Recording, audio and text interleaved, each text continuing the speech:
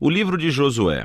Vamos voltar e lembrar a história até agora. Deus escolheu Abraão e a sua família se tornou o povo de Israel, que é então escravizado no Egito. E assim, através de Moisés, Deus resgatou Israel do Egito. Ele fez uma aliança com eles no Monte Sinai e os guiou pelo deserto. Israel então acampou fora da terra prometida e Moisés os chamou para obedecerem os mandamentos de Deus, para que eles pudessem mostrar a todas as outras nações como Deus é. O livro de Josué começa logo depois que Moisés morreu e Israel está pronto para entrar na terra. Então, a história de Josué é projetada com 4 pontos principais. Josué primeiro leva Israel para a terra prometida. E lá, eles encontram toda a hostilidade dos cananeus e entram em batalha. Depois das suas vitórias, Josué divide a terra prometida como herança para as 12 tribos. E, então, o livro termina com esses discursos finais que Josué dá ao povo. Vamos nos aprofundar e ver como tudo isso flui junto. A primeira sessão começa com a morte de Moisés e Josué é apontado como o novo líder de Israel. E o autor intencionalmente apresenta Josué como um novo Moisés.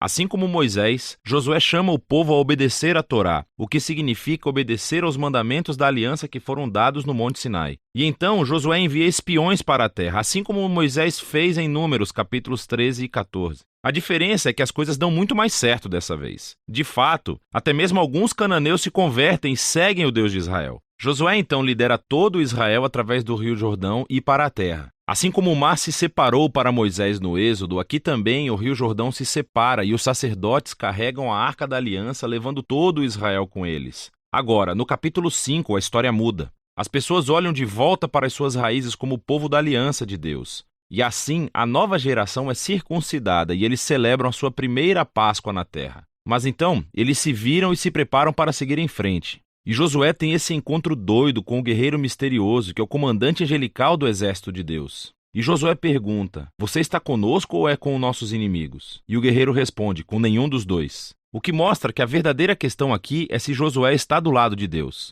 Isso deixa claro que toda essa história não é sobre Israel contra os cananeus. Pelo contrário, essa batalha é de Deus e Israel vai desempenhar o papel de espectador, ou, algumas vezes, torcedor do plano de Deus, o que nos leva à próxima sessão. Encontramos histórias sobre todos esses conflitos que Israel teve com diferentes grupos cananeus, e a primeira parte reconta a história de 2 batalhas com detalhes. Isso é seguido por uma série de contos que condensam anos de batalhas em alguns breves resumos. Então, as 2 primeiras batalhas são contra Jericó e depois Ai. Eles oferecem esses relatos da fidelidade de Deus em contraste com o fracasso de Israel. Em Jericó, Israel deve adotar uma abordagem completamente passiva. Então, eles deixaram a presença de Deus na arca guiá-los pela cidade através de música durante 6 dias. Porque, como Raabe se voltou para o Deus de Israel, talvez o povo de Jericó fizesse o mesmo, mas não fazem. E assim, no 7º dia, os sacerdotes tocam as trombetas e as paredes caem, levando Israel à vitória. O objetivo da história é mostrar que Deus é quem vai libertar o seu povo.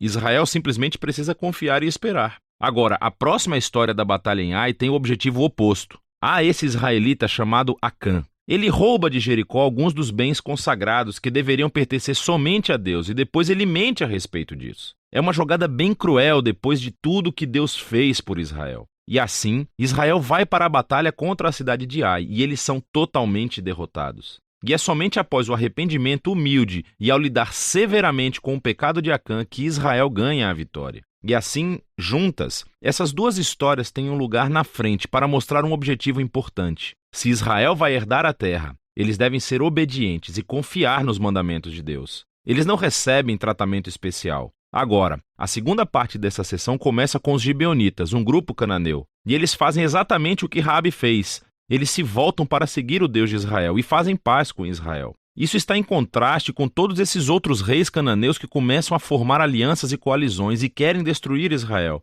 Então, Israel entra em batalha com eles e tem uma vitória esmagadora. E assim, toda essa sessão conclui com uma lista de resumo de todas essas vitórias ganhas por Moisés e depois por Josué. Vamos parar por um segundo, porque há a possibilidade de que essas histórias e a violência nelas irão incomodá-lo. E, se você é um seguidor de Jesus, você é obrigado a se perguntar: Jesus não disse para amar os seus inimigos? Por que Deus está declarando guerra aqui? Então, primeiro, por que os cananeus? As razões principais são dadas anteriormente na história bíblica. É que a cultura dos cananeus se tornou extremamente corrupta moralmente, especialmente quando se trata de sexo. Veja o capítulo 18 de Levítico. E eles também praticavam amplamente sacrifício de crianças. Veja Deuteronômio capítulo 12. E Deus não queria que essas práticas influenciassem Israel. Os cananeus tinham que desaparecer. O que levanta uma segunda questão. Deus realmente comandou a destruição de todos os cananeus como um genocídio? Então, à primeira vista, você olha as frases usadas nessas histórias. Eles os destruíram totalmente, não deixaram nenhum sobrevivente ou tudo o que respira.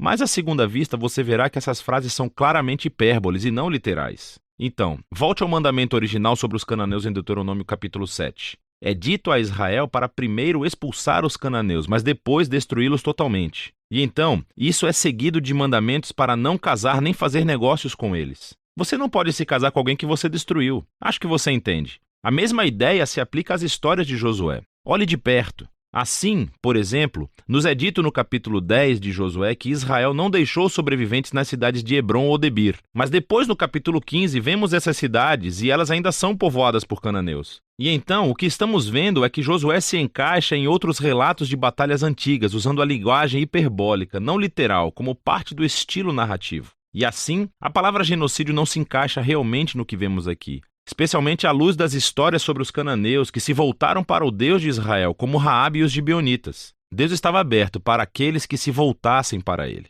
A última coisa a pensar é que essas histórias marcam um momento único na história de Israel. Essas batalhas estavam limitadas ao pequeno grupo de pessoas que viviam na terra de Canaã. Com todas as outras nações, Israel foi ordenado por Deus a buscar a paz. Veja o capítulo 20 de Deuteronômio. E assim, o propósito dessas histórias de batalhas nunca foi dizer a você, leitor, para cometer violência em nome de Deus. Pelo contrário, elas mostram Deus trazendo sua justiça sobre o mal humano, em um momento único na história, e como ele livrou Israel da aniquilação pelos cananeus. Agora, vamos voltar ao conceito do livro. Depois de anos de batalhas, vemos um Josué envelhecido e ele começa a dividir a terra entre as 12 tribos de Israel. E a maior parte dessa seção é uma lista de linhas de limite. E, vamos ser honestos, é um pouco entediante. É como ler um mapa sem fotos. Mas, para os israelitas, essas listas eram muito importantes. Esse foi o cumprimento das promessas antigas de Deus a Abraão, de que os seus descendentes herdariam a terra prometida. E agora tudo estava chegando aos detalhes, o que leva à seção final.